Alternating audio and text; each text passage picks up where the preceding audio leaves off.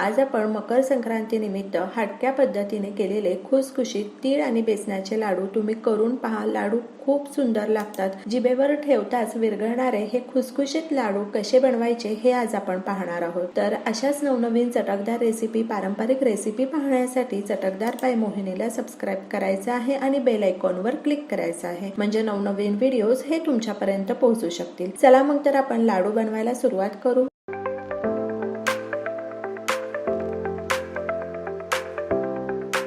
तर लाडू बनवण्याकरता 150 ग्रॅम आपण गावरान तीळ घेतलेले आहेत। बेसन 125 ग्रॅम बेसन आपण घेतलेला आहे आणि 100 ग्रॅम तूप घेतलेला आहे। या ठिकाणी 270 ग्रॅम आपण गुळाचा वापर केलेला आहे। तीळ भाजायला फारसा वेळ लागत नाही। एकदा कढई गरम झाली की मंद आचेवर तीळ आपण छान खरपूस भाजून घेणार आहोत। तीळ आपण जितके छान भाजून घेऊ ना तितके आपले लाडू हे छान होणार आहे। तीळ भाजताना गॅस बिलकुल मोठा करायचा नाहीये आणि तीळ सतत वर खाली करत राहायचे आहेत। साधारण 4 ते 5 मिनिटांमध्ये तीळ भाजून तयार होतात। तीळ थंड करायला ठेवू।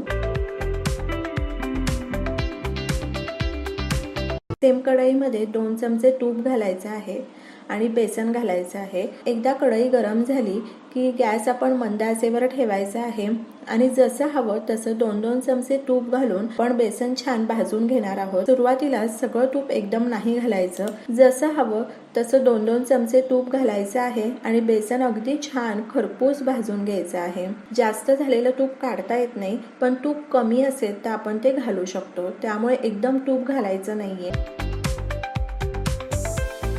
तर ह्या ठिकाणी जवळपास आपण 9 ते 10 मिनिटाकरता बेसन छान मंद आचेवर, मध्यम आचेवर छान खरपूस भाजून घेतलेलं आहे। बेसन भाजत आलं हे कसं कळणार? बेसन भाजत आलं तर बेसनचा सुगंधही खूप छान दरवळतो आणि त्याचा रंगही बदलतो।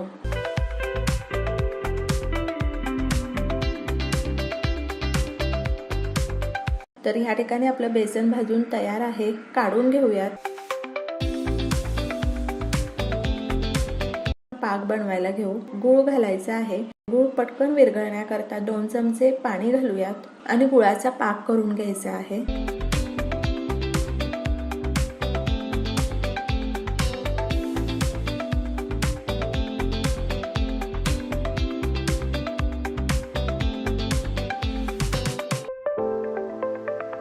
या ठिकाणी गूळ विरघळलेला आहे। गूळ विरघळल्यानंतर 4 ते 5 मिनिट मंद आचेवर गूळ छान उकळू द्यायचा आहे। गुळाचे काही थेंब पाण्यामध्ये घालायचे आहेत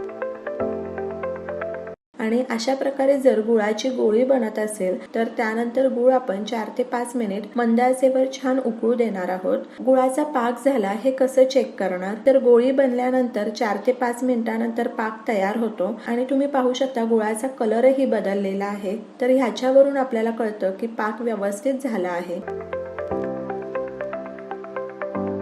आता आपण गॅस बंद करायचा आहे। तर ह्या ठिकाणी पाक तयार आहे।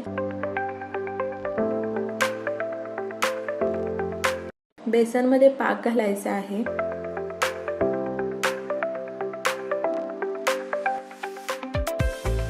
तर यामध्ये आपण अर्धे तीळ घालणार आहोत आणि अर्धे तीळ तसेच ठेवणार आहोत। मिक्स करून घेऊ आणि हे मिश्रण थंड करायला ठेवू। तर या ठिकाणी मिश्रण थंड झालेलं आहे। आता आपण ते मिक्सरमध्ये थोडं थोडं फिरवून घ्यायचं आहे।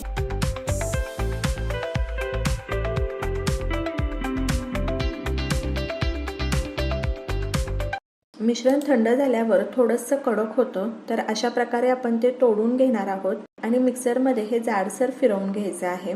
पाकामध्ये डायरेक्ट तीळ आणि बेसन घालून त्याचेही लाडू आपण बांधू शकलो असतो, तर ते लाडू आणि हे लाडू खाण्यामध्ये खूप फरक आहे। हे लाडू खूप सुंदर लागतात। अशा प्रकारे तुम्ही लाडू करून पहा, अगदी खुसखुशीत लाडू तयार होतात।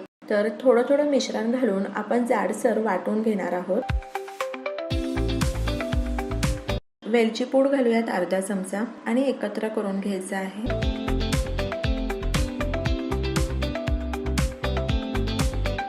तर मिश्रण मला कोरडं वाटत आहे, तर त्याकरता आपण 2 चमचे तूप घातलेला आहे।